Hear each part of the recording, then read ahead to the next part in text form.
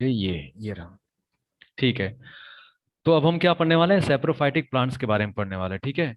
तो saprophytic plant is one that obtains it's nutrients from dead and decaying plant and animal matter. इसी को बोलते हैं saprophytic plant. एक ऐसा प्लांट जो अपने न्यूट्रिएंट्स के लिए डेड ऑर्गेनिज्म को यूज करता है और सड़ रहे डिकेइंग प्लांट और एनिमल को यूज करता है, इसीलिए इसको बोलते हैं सेप्रोफाइटिक प्लांट। लेकिन कुछ प्लांट ऐसे होते हैं, देखो, ज्यादातर ये प्लांट कैसे होते हैं, वाइट कलर के होते हैं। और कुछ प्लांट कैसे होते हैं, कलरफुल फ्लावर्स इनमें होते हैं कुछ प्लांट्स में। और सेप्रोफाइटिक प्लांट के अंदर एक बात है कि उनमें लीव्स बिल्कुल होते ही नहीं, लीव्स जरा भी नहीं होते। और क्या होता है, ये ज्यादातर डीप शेड में ग्रो करते हैं। जहां पे ट्रॉपिकल फॉरेस्ट होगा ना, घने जंगल होंगे जहां पे, ट्रॉपिकल एरियाज के फॉरेस्ट में जहां पे भी छांव होगा ना, बहुत ज्यादा छांव होगा, धूप नहीं होगा, तो वहां पे इस तरह के प्लांट ग्रो करते हैं। और इंडियन पाइप और कोरल रूट इसका एग्जाम्पल है। तो जो भी मैंने अभी पढ़ा उसको एक बार फिर से लिख देते हैं यहाँ पे। हमने क्या पढ़ा, हमने पढ़ा सैप्रोफाइटिक प्लांट्स के बारे में, सैप्रोफाइटिक प्लांट्स। ठीक है। तो सैप्रोफाइटिक प्लांट्स के बारे में हमने क्या क्या पढ़ा, वो ये प्लांट अपना जो न्यूट्रिएंट्स है वो लेते हैं डेड प्लांट्स में से। डेड और decaying, dead plus decaying matter, dead and decaying matter में से अपना न्यूट्रिएंट्स लेते हैं। Dead and decaying matter of other plants and animals. ठीक है। तो ऐसे प्लांट्स को बोलते हैं सैप्रोफाइटिक। अब इन प्लांट्स की खासियत क्या होती है, इनमें लीव्स नहीं होती, no leaves at all, no leaves. और ये ग्रो कहाँ पे करते हैं, छांव में ग्रो करते हैं। They grow in the shade, shade छांव में ग्रो करते हैं। ट्रॉपिकल फॉरेस्ट के अंदर आपको मिलेंगे ये, ट्रॉपिकल फॉरेस्ट में। ठीक है। और दूसरी बात क्या, कि जनरली ये कैसे होते हैं, नॉर्मली ये वाइटिश होते हैं, मतलब वाइट कलर के होते हैं, normally they are white. But कुछ होते हैं जिनके कलरफुल फ्लावर्स होते हैं, colourful flowers, some have colourful flowers in them. ठीक है। और इसके कुछ एग्जाम्पल, उसका एक एग्जाम्पल है Indian pipe, Indian pipe, PIPE, Indian pipe. और हमने क्या पढ़ा अभी अभी, इंडियन पाइप और कोरल रूट। तो यहाँ पे इसके फोटोज दिए हुए हैं। और आगे देखते हैं, roots of saprophytic plants contain organisms called fungi या फिर फंगी। तो इसके रूट्स में होते हैं फंगी। तो यहाँ पे एक और इसका मैप बन सकता है यहाँ पे, अगर बनाना चाहें तो इसके रूट्स में होते हैं, roots have some organism called fungi, FUNGI, fungi. अब फंगी के अंदर क्या होता है, फंगी क्या काम करता है, the fungi convert the dead decaying matter into nutrients that can be used as food by these plants. सबसे इंपॉर्टेंट काम तो ये फंगी ही करता है। अब फंगी क्या करता है, फंगी कन्वर्ट करता है, fungi converts dead and decaying parts, dead and decaying parts into nutrients, into nutrients। ठीक है। और ये न्यूट्रिएंट को एक बार न्यूट्रिएंट बना दिया, फिर इसी न्यूट्रिएंट को ये सैप्रोफाइटिक प्लांट यूज कर पाएगा, सैप्रोफाइटिक प्लांट फिर यूज कर पाएगा। ठीक है। तो कौन ये न्यूट्रिएंट को कन्वर्ट करता है, ये डिकेइंग, हमने पढ़ा कि ये लोग डेड और decaying matter of plants and animals पे जिंदा रहते हैं। लेकिन ये इसको यूज कैसे कर पाते हैं, इनको यूज करने के लिए फंगी हेल्प करता है। फंगी क्या करता है, ये डेड और डिकेइंग पार्ट्स को कन्वर्ट करता है न्यूट्रिएंट्स में, ताकि सैप्रोफाइटिक प्लांट उसको यूज कर पाएगा, खाना खा पाएगा उसका आगे। Fungi are also known as saprotrophs. तो फंगी को भी हम सेप्रोट्रॉफ्स बोलते हैं। तो fungi are also known as saprotrophs. Fungi को भी सेप्रोट्रॉफ्स बोलते हैं, क्योंकि फंगी भी डेड और डिकेइंग ऑर्गेनिक मैटर के ऊपर अपना काम कर रहा है, कन्वर्ट कर रहा है, इसलिए इसको सेप्रोट्रॉफ्स बोलते हैं। अब जहां जहां पे डेफिनेशन है, हर्षित और सृष्टि, जहां जहां पे डेफिनेशन आती है, कोई नाम आता है, उसको अंडरलाइन करना। ठीक है, और उसमें से अपने चैप्टर के नोट्स बना सकते हो। ठीक है, आगे आगे हम लोग देखते हैं ये। अब देखेंगे इंसेक्टिवोरस प्लांट्स। तो इंसेक्टिवोरस में पहले रीड कर लेते हैं कि क्या है। Insectivorous plants are the ones that derive some or most of the nutrients by trapping and consuming animals, mainly insect. These plants mostly grow in places where the soil is deficient in certain nutrients, जैसे nitrogen. ये plants क्या करते हैं, ये plants किसी न किसी insect को, छोटे मोटे इंसेक्ट को फंसा देते हैं, ट्रैप कर लेते हैं, फंसा देते हैं, और फिर उसी इंसेक्ट को खा जाते हैं। अब ये प्लांट कहाँ पे ग्रो करते हैं, ऐसी सॉइल में ग्रो करते हैं जिनमें कुछ न्यूट्रिएंट्स की कमी होगी, ऐसी सॉइल जिसमें नाइट्रोजन के न्यूट्रिएंट की कमी होगी, ऐसा। These plants need to obtain the required nutrients from other sources। अब इनको अगर नाइट्रोजन की कमी होगी, अगर सॉइल के अंदर नाइट्रोजन नहीं है, तो वो प्लांट नाइट्रोजन किससे लेगा, वो प्लांट नाइट्रोजन लेगा इंसेक्ट को खा के। These plants need to obtain the required nutrients from other sources। Example are Venus flytrap, ये प्लांट का नाम है। Pitcher plant, Drosera, bladderwort. तो ये वो प्लांट हैं जो अपने नाइट्रोजन की कमी को पूरा करते हैं इस तरह से, इंसेक्ट्स को खाकर अपने अंदर इंसेक्ट्स फंसा देते हैं और फिर उससे नाइट्रोजन ले लेते हैं। तो हमने जो अभी अभी पढ़ा उसको मैं लिख देता हूँ फटाफट, ये मिटा देता हूँ, ठीक है। ये आप लोग को वीडियो में भी कवर हो जाएगा।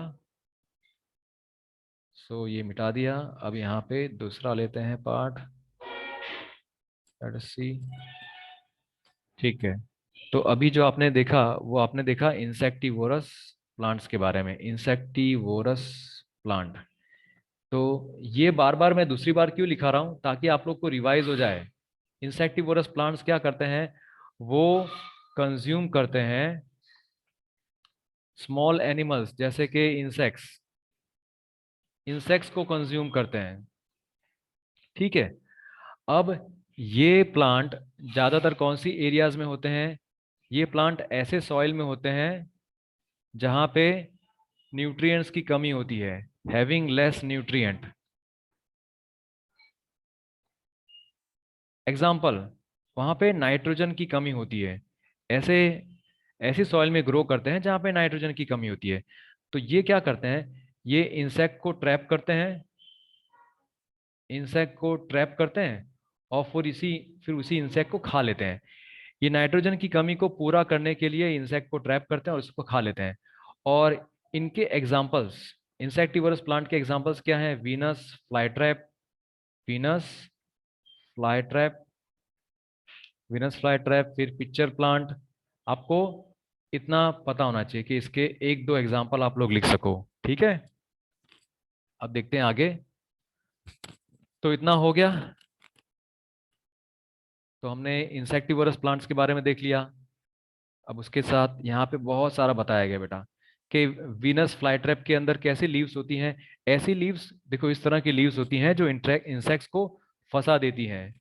और इनकी लीव्स की इनर सरफेस जो होती है उस वो काफी शॉर्ट और स्टिफ हेयर उसमें होते हैं। इसमें ये जो वाइट वाइट दिख रहा है वो शॉर्ट और स्टिफ हेयर दिखता है अंदर की तरफ। तो जब इंसेक्ट इन हेयर को टच करता है ना, तो ऐसे ही लीव्स पूरी बंद हो जाती हैं, यहाँ पे लीव्स पूरी बंद हो जाएंगी और वो इंसेक्ट अंदर फंस जाएगा। The leaves snap shut in less than a second, the insect is then trapped and digested. जैसे ये लीव्स को किसी इंसेक्ट ने टच किया, वो लीव्स बंद हो जाएंगी तुरंत ही, 1 सेकंड के अंदर, उससे भी पहले बंद हो जाएंगी और अंदर इंसेक्ट फंस जाएगा। फिर आगे, the leaf of pitcher plant, ये पिक्चर प्लांट है।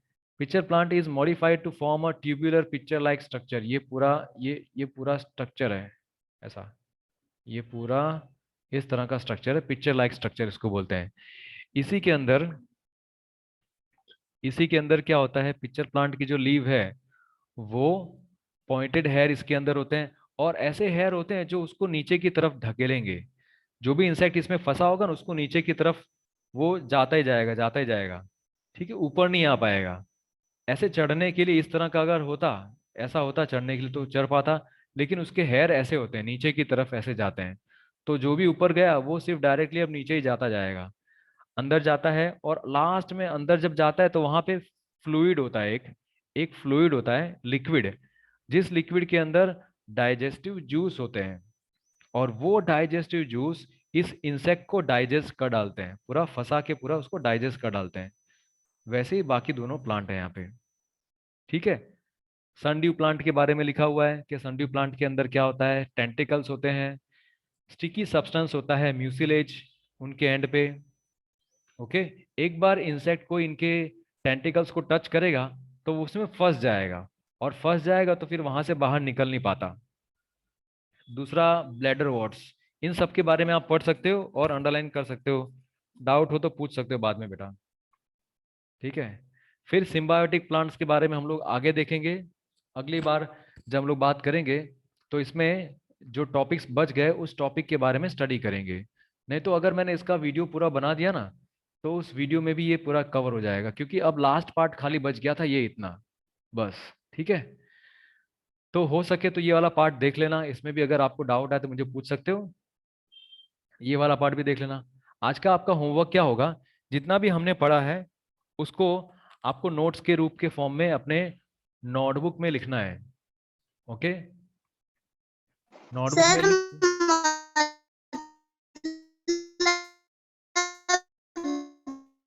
आपकी आवाज कट कट के आ रही है बेटा, आपकी आवाज बहुत कट के आ रही है। अभी कर रहा है वो वापिस। वो ट्यूशन की नोटबुक में लिखना है आपको। आज का होमवर्क ये है कि ट्यूशन की नोटबुक में आपको ये सब जितना भी मेन मेन पार्ट्स मैंने लिखवाया ना, मेन मेन पार्ट्स आप वीडियो देख लेना, और उसमें से मेन मेन पार्ट्स इस ट्यूशन के वीडियो के अंदर मेन मेन पार्ट्स होंगे, वो देख के लिख लेना। खाली आपको चैप्टर का नोट्स बनाना है। सर मतलब वीडियो में आपने जो भी हमको एक्सप्लेन करने के लिए माइंड मैप बनाया है वो सब हमने लिखना है ना। हाँ, वो माइंड मैप आप लोग लिख लेना बेटा अच्छे से, ठीक है, ताकि ओके आप लोग को सर। काम में आए। ओके। ओके। और जब मैं टेस्ट लूंगा ना, तो मैं टेस्ट में तो 110% इनकी डेफिनेशंस पूछूंगा। ठीक है। सेंटेंसेस इसलिए याद करना आप लोग इसमें। ठीक है सर।